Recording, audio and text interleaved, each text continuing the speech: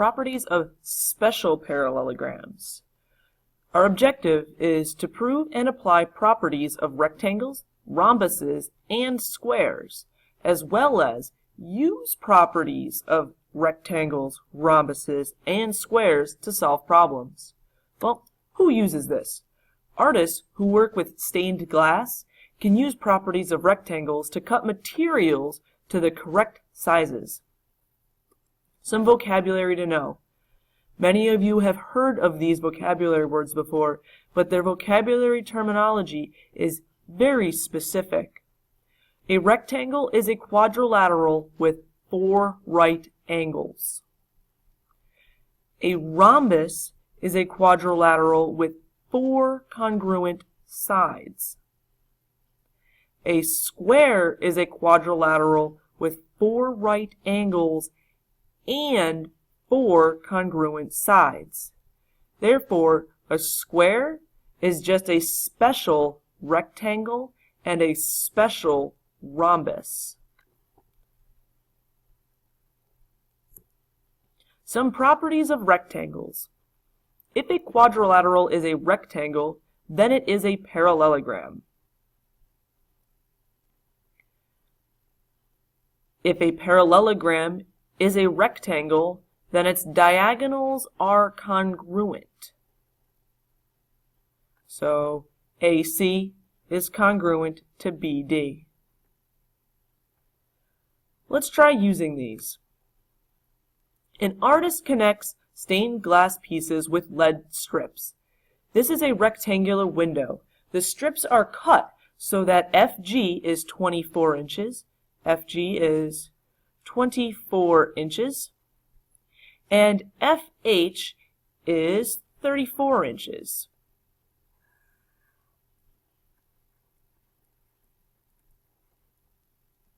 It's asking us to find what JG is. So we're trying to find what JG is. Well, we know that FH is congruent to EG. So we know that FH must be congruent to EG because diagonals are congruent.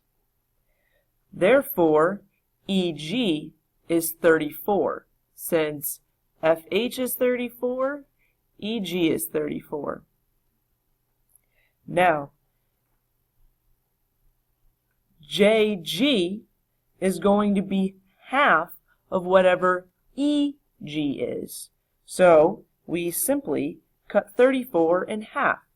So JG is equal to whatever half of 34 is.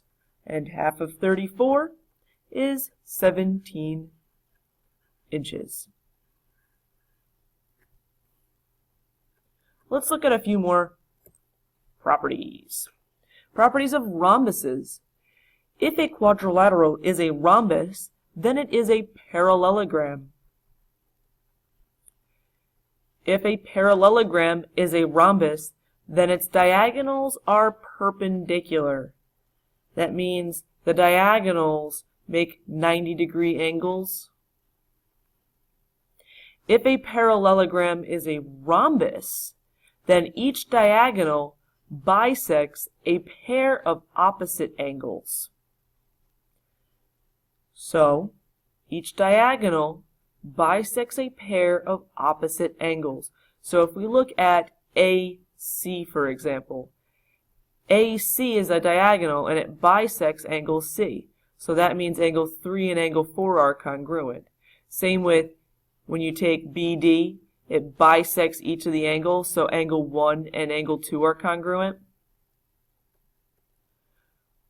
Let's try using some of these properties. RSTV is a rhombus. Find each measure. Take a moment and pause the video and try to solve or figure out what the length of VT is. Since RSTV is a rhombus, we know that all sides are congruent. So we can use that SR is congruent to st to figure out what x is, then substitute it back into one of the values, and that will give us what TV is. So let's try it. 9x minus 11 must equal 4x plus 7. When we solve, we want to get the x's to the same side of the equation, so subtract 4x from both sides. That leaves us with 5x minus 11 equals 7. And then we want to undo addition or subtraction first, so therefore we're going to add 11 to both sides. And when we add 11 to both sides, we end up with 18 equals 5x.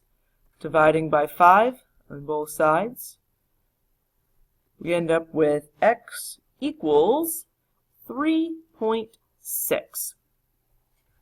Well, once we have that x equals 3.6, we spoke earlier about substituting it back in. So let's substitute that back in.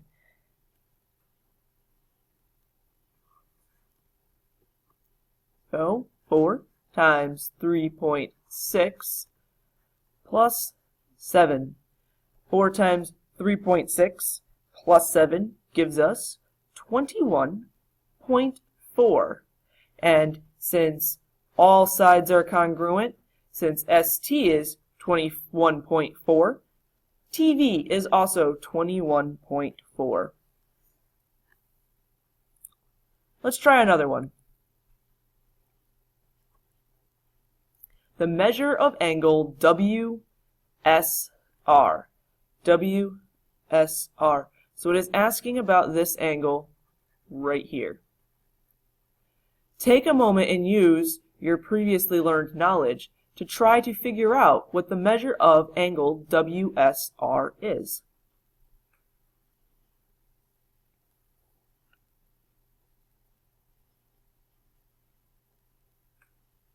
Now that you've had a moment to figure out what the measure of angle WSR is, let's try it together.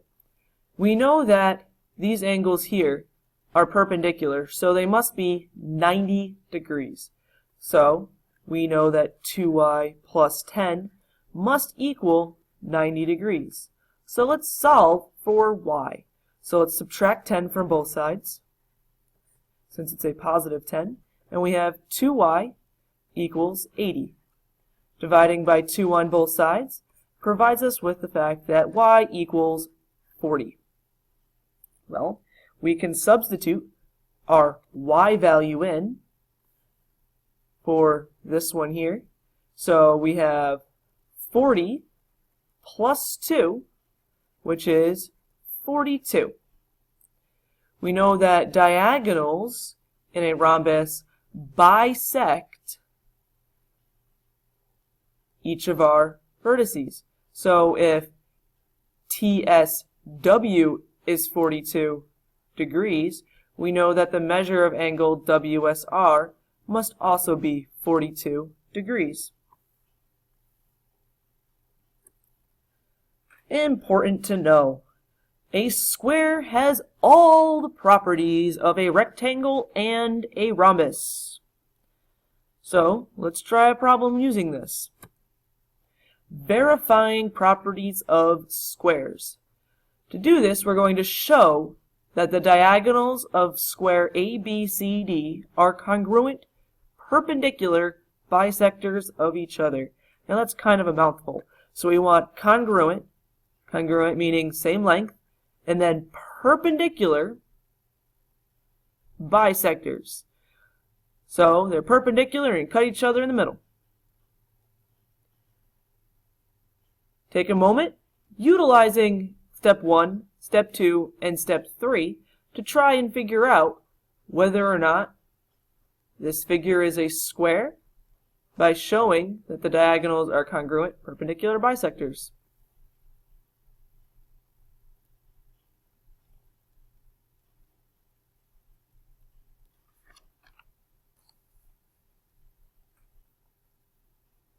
Now that you've had a moment to figure this out, let's try it together.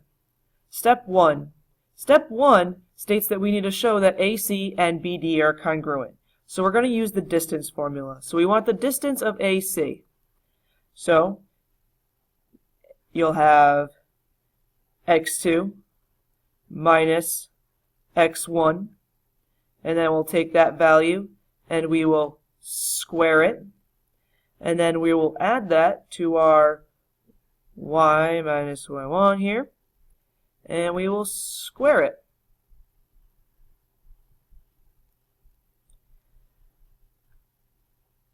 When you equate this on the inside, you end up with 3 squared, which is 9, and 7 squared, which is 49. So that leaves us with the square root of 58. For the purposes of this, we can leave it as such. Now let's try BD.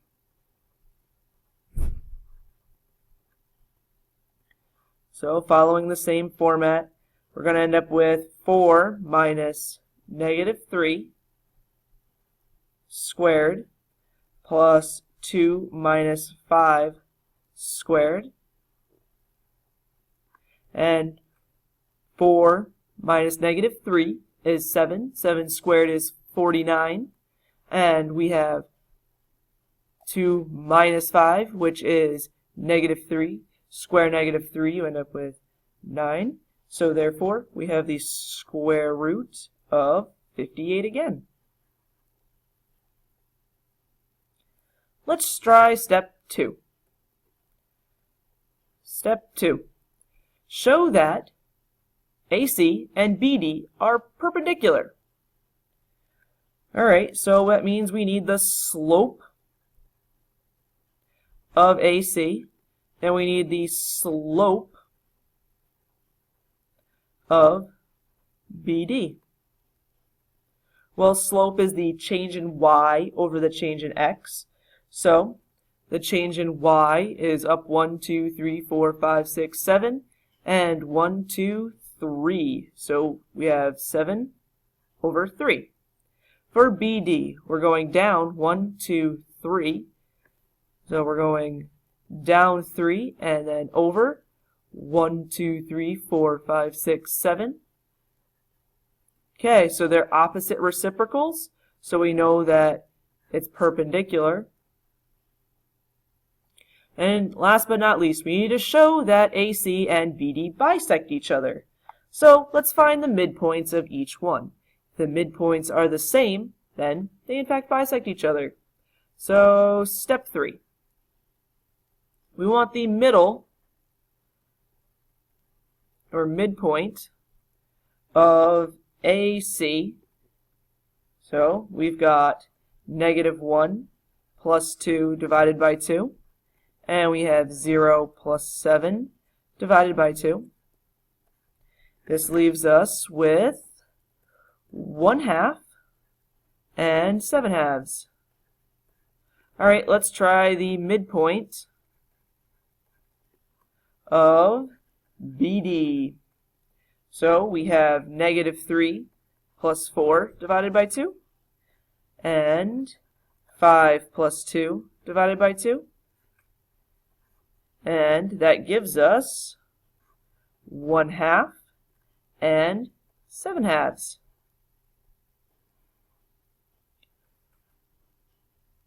Therefore, they bisect each other. If you had trouble using the distance formula, figuring out the slope, or using the midpoint formula, please see your teacher for extra help, since this was covered in a previous section.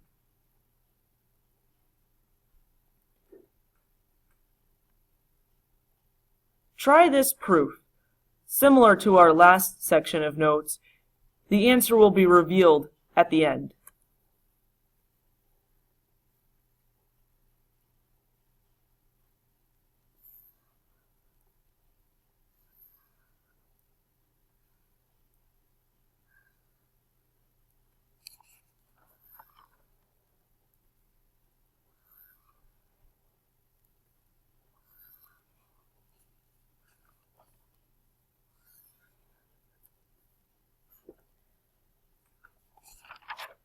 This concludes our section on